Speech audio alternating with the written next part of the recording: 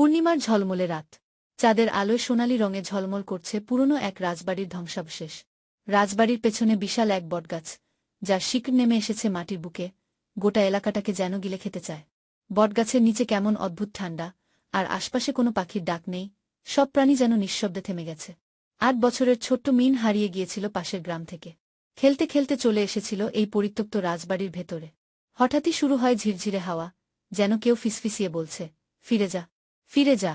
মিনের চোখ যায় বটগাছের নিচে। সেখানে দাঁড়িয়ে এক সন্ন্যাসী, গা ভর্তি গেরুজা কাপড়, চোখ দুটো অদ্ভুতভাবে লালচে। তিনি হাসছেন, একটা অদ্ভুত ঠান্ডা হাসি। তুমি একা এসেছ? সন্ন্যাসী জিজ্ঞেস করে। মিন চুপ। সন্ন্যাসী বলে, এই বটগাছের নিচে এক রাজপুত্র মারা গিয়েছিল, ঠিক তোমার মতোই ছোট ছিল সে। তারপর থেকে এই রাজবাড়ি আর বটগাছে কেউ আসলে সে ফিরে যায় না। হঠাৎ মিন দেখতে পায়, সন্ন্যাসীর পা মাটিতে ছায়া ফেলছে না।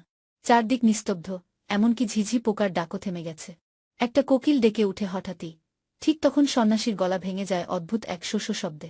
তার শরীরটা ধীরে ধীরে হাওয়ার মতো মিশে যেতে থাকে বাতাসে। মিন দৌড়ে পালাতে চায়, কিন্তু পা যেন আটকে গেছে মাটিতে। বটগাছটা যেন বেঁচে উঠেছে, তার শিক এগিয়ে আসছে মিনের দিকে। ঠিক তখনই একটি সাদা পায়রা উড়ে আসে বটগাছের ডাল থেকে, মিনের কাঁধে বসে। আর সঙ্গে সঙ্গেই সবকিছু থেমে যায়। সন্ন্যাসী নিখোঁজ, বটগাছ আবার স্থির। মিনের পায়ে যেন ছাড়িয়ে গেছে মাটি থেকে।